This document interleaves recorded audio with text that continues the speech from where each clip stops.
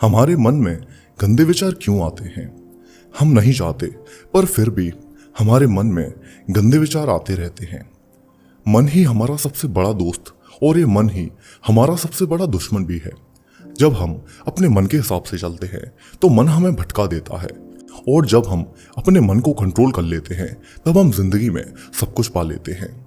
हम अपने मन में आने वाले गंदे विचारों को रोकने की कोशिश तो करते हैं, लेकिन हम जितना उन्हें रोकते हैं ये उतना ही हमारे मन में प्रवेश करते चले जाते हैं। इसलिए हमें इस चीज से भागना नहीं है, इस पर हमें काबू करना है, इसे अपने कंट्रोल में लाना है। आप दुनिया भर की फालतू वीडियोस एक एक घंटे तक की देख लेते हो, लेकिन जहां कुछ सीखने को मिलता है वहां 2-3 मिनट सुनकर ही चले जाते हो। इसलिए मैं उम्मीद करूंगा कि आप 10-15 मिनट का टाइम निकालकर इस कहानी को आराम से आंखें बंद करके सुने और समझें। लाइफ में बहुत ही अच्छा बदलाव आएगा।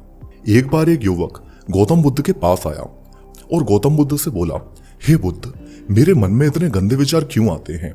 मैं नहीं चाहता कि मेरे मन में गंदे विचार आए, पर मेरे मन में हमेशा काम वासना के विचार यानी सेक्सुअल थॉट्स चलते रहते हैं और मैं इसको लेकर बहुत परेशान हूँ।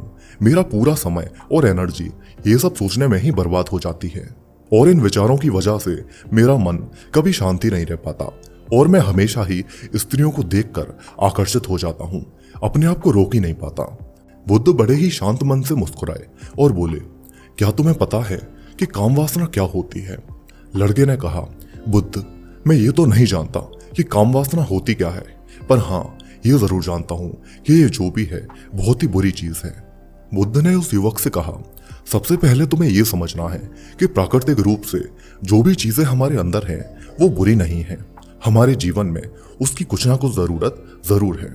वासना कोई बुरी बात नहीं है, ये तो बस हमारे मन की एक भावना है जो हमें किसी ना किसी चीज की कमी का एहसास करवाती है, और फिर हम उस चीज को पाने के लिए उस चीज की तरफ आकर्षित हो जाते हैं। जैसे हमारे पास पैसा नहीं होता तो हम पैसे के पीछे भागते रहते हैं, उसी तरह वासना भी एक कमी है जो कि एक प्रकार की जरूरत का एहसास है, और जब ये जरूरत शारीरिक हो तब हम इसे काम वासना कह देते हैं। युवक बोला, बुद्ध, मैं काम वासना का मतलब तो समझ गया, पर मुझे ये बताइए कि ये आती कहाँ से है, कैसे आती है? बुद्ध बोले, ये कहीं से आती नहीं है, बल्कि ये तो हमारे अंदर ही है, और इसका होना भी जरूरी है, तभी तो मानव जाति का विस्तार होगा। युवक ने बोला, जब ये हमारे अंदर ही है और इतनी जरूरी भी है तो लोग इसे गलत क्यों बोलते हैं? बुद्ध ने कहा, यही तो समस्या है, लोगों ने काम वासना को गलत तरीके से सोच लिया है। काम वासना गलत नहीं है, लेकिन इस वासना को गलत तरीके से प्रयोग करना ये गलत है। अरे वासना तो जानवरों में भी होती है।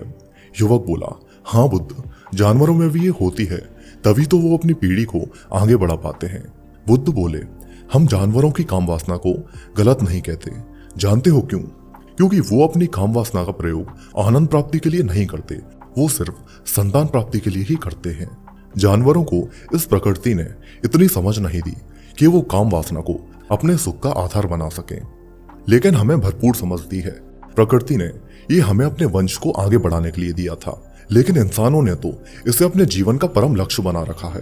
कुछ लोगों को तो इसके अलावा और कुछ दिखाई ही नहीं देता।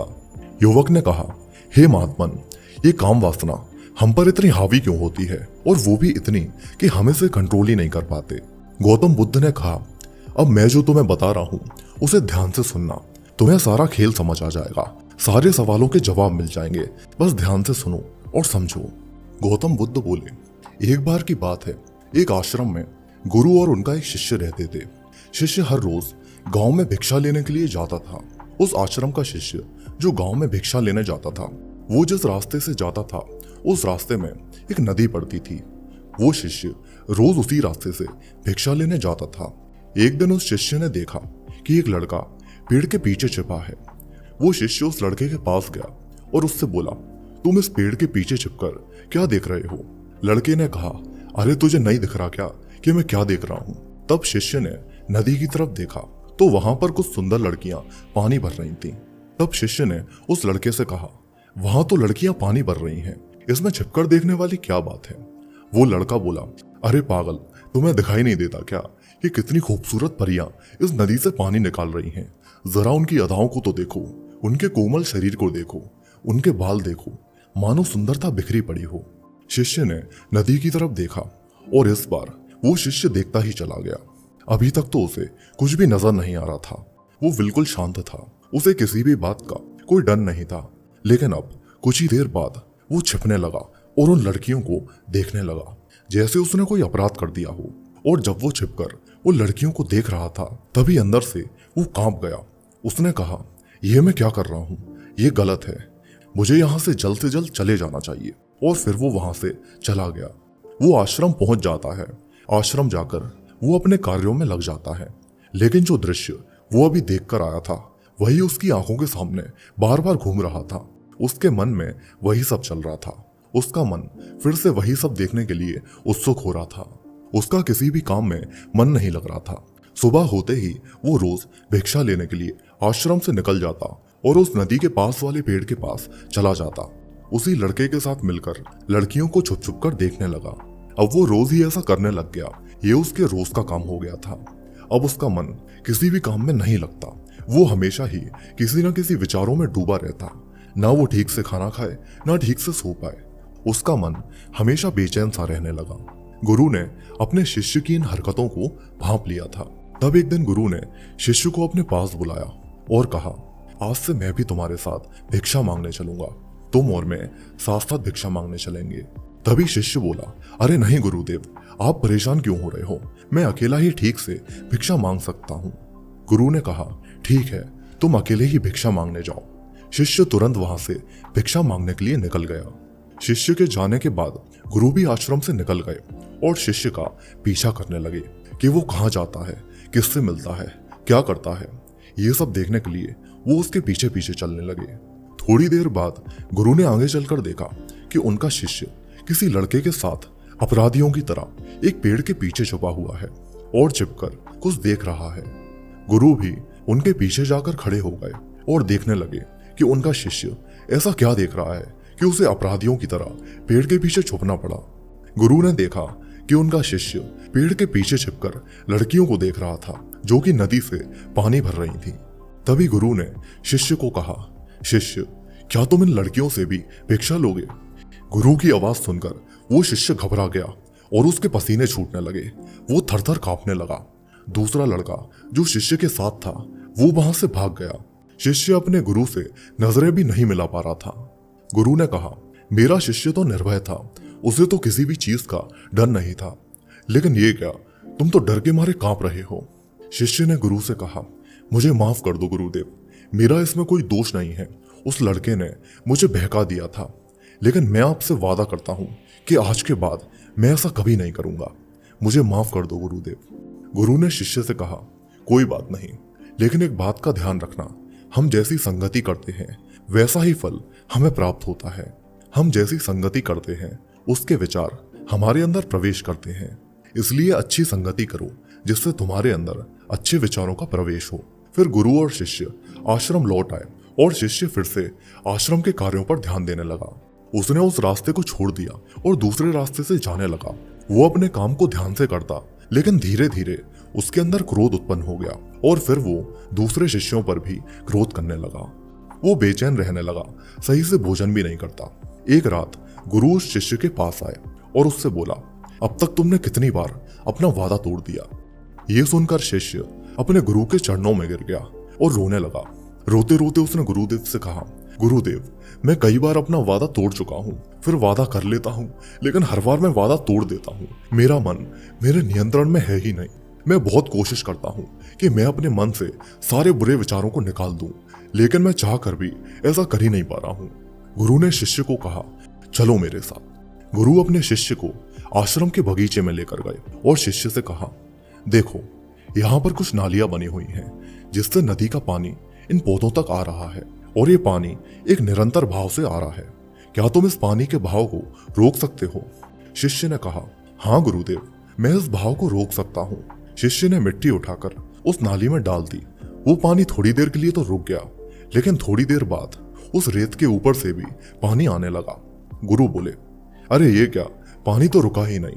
फिर शिष्य ने कुछ कंकड़ पत्थर उठाकर नाली में डाल दिए। थोड़ी देर के लिए फिर से पानी रुक तो गया, लेकिन थोड़ी देर बाद ही फिर से उन पत्थरों और कंकड़ों के ऊपर से पानी आने लगा। गुरु बोले, क्या हुआ, तुम तो बोल रहे थे कि तुम इस पानी को रोक दोगे। क्या हम किसी काम को रोकना चाहते हैं तो उसे रोक नहीं सकते?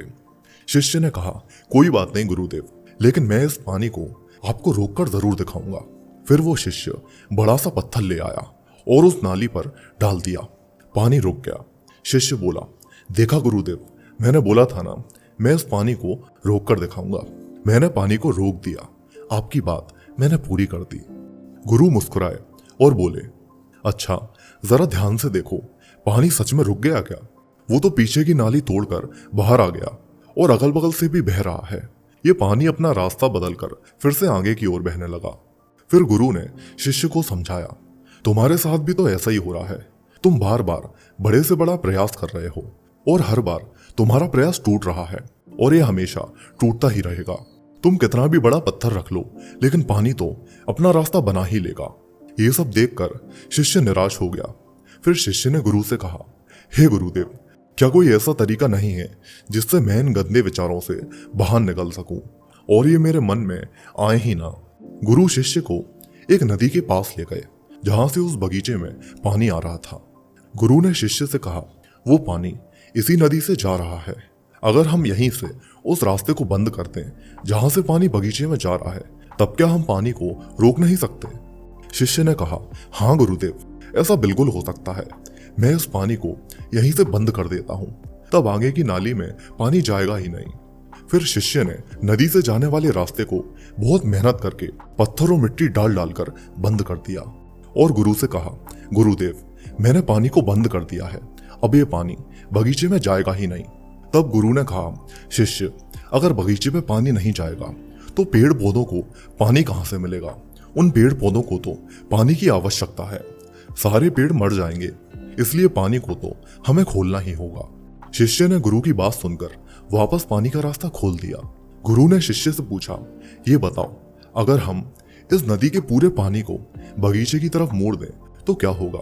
शिष्य ने जवाब दिया, गुरुदेव, वहां पर जितने भी पेड़ पौधे हैं वो गलकर नष्ट हो जाएंगे। गुरु बोले, यही तो मैं समझाना चाहता हूँ, हमें किसी भी चीज को रोकना नहीं है, बस हमें खुद पे संतुलन बनाए रखना है। कम पानी से भी पौधे नष्ट हो जाते हैं और ज्यादा पानी से भी पौधे नष्ट होते हैं। हमारा जीवन भी संतुलन से ही चलता है। अगर मैं तुमसे कहूं तुम्हें पीले आम के बारे में नहीं सोचना है, तो तुम्हारे मन में सबसे पहले किसका चित्र आएगा? शिष्य ने कहा, गुरुदेव, मेरे मन में तो सबसे पहले पीले आम का चित्र ही आएगा। गुरु बोले, जब हम गंदे विचारों को रोकने का जबरदस्ती प्रयास करते हैं तो वो और ज्यादा मजबूती के साथ हमारे अंदर प्रवेश करते हैं। बार बार वही विचार हमारे अंदर उठते हैं, इसीलिए हमें कभी भी उन्हें दबाने की कोशिश नहीं करना चाहिए। गुरु ने शिष्य को समझाते हुए कहा, हमारे मन में गंदे विचार बुरे लोगों की संगत करने से भी आते हैं। कई बार कामुकता हमारे अंदर होती ही नहीं है, लेकिन कुछ अश्लील लोगों के साथ रहने की वजह से ये हमारे अंदर हावी हो जाती है। शिष्य ने कहा, गुरुदेव, आप सही कह रहे हैं, मैं अपने मार्ग से भटक गया था। फिर वो शिष्य उस रात बहुत चैन की नींद सोया। सुबह अपने कार्यों को पूरे मन से किया और वो भिक्षा लेने उसी रास्ते से गया जहां वो लड़का आज भी पेड़ के पीछे छिप छिप कर उन लड़कियों को देख रहा था। वो शिष्य उस नदी पर गया जहां वो लड़कियां पानी भर रही थीं। उन लड़कियों से उसने पानी मांगा। उन लड़कियों में से एक लड़की ने उसे पानी पिलाया और उस सन्यासी शिष्य के चरण छुए। शिष्य ने उसे आशीर्वाद दिया, तुम्हारा कल्याण हो। शिष्य का मन सकारात्मक ऊर्जा से भर गया। उसके चेहरे पर मुस्कान आ गई थी, जैसे उसे कुछ खोया हुआ वापस मिल गया हो। वो वापस अपने रास्ते से जाने लगा। तभी पीछे से वो लड़का आया जो उस पेड़ के पीछे छुपा हुआ था। वो शिष्य से बोला, क्या बात है, आज तो तुमने नजदीक से दर्शन कर लिए, तुम तो मुझसे भी आगे निकले। तब शिष्य ने कहा, हम हमेशा दूसरों के दर्शन करने में ही व्यस्त रहते हैं, हम अपने दर्शन कभी कर ही नहीं पाते। तुम कब तक इस पेड़ के पीछे छिपते रहोगे? किसी एक को पसंद कर लो और उससे बोल दो, अगर वो भी तुम्हें पसंद करती है तो शादी कर लो, लेकिन उससे पहले तुम कुछ बन जाओ, अपने आप को पहचान लो, ऐसे अपना समय बर्बाद मत करो। फिर वो लड़का रोज उस शिष्य से मिलने लगा और उसने उस नदी पर जाना भी छोड़ दिया। और फिर वो लड़का अपने जीवन में कुछ बनने के लिए संघर्ष करने लगा। तो देखा ना, संगति का क्या असर होता है। अपनी संगति बदलो, अपने विचारों को बदलो। बुद्ध ने युवक से पूछा, क्या तुम्हें तुम्हारे सवालों के जवाब मिल गए? युवक ने कहा, जी महात्मन, आपका बहुत बहुत धन्यवाद। बुद्ध बोले, जब तुम्हारे मन में गंदे विचार आए तो खुद को दोषी मत मानो। ये हमारा शरीर है और ये सब इसने हजारों वर्षों से सीखा है, इसलिए केवल तुम्हारे सोचने से ये टूटने वाला नहीं है। बस खुद पर काबू करो, अपने लक्ष्य के लिए मेहनत करो और जीवन में सफल हो जाओ। किसी भी विचार को पकड़ो मत। वो युवक सब कुछ समझ गया और गौतम बुद्ध का धन्यवाद करके वहां से चला गया। उम्मीद करता हूं आपको भी इस कहानी से कुछ ना कुछ बड़ा सीखने को जरूर मिला होगा। मिलते हैं अगली किसी और कमाल की वीडियो में। जय हिंद।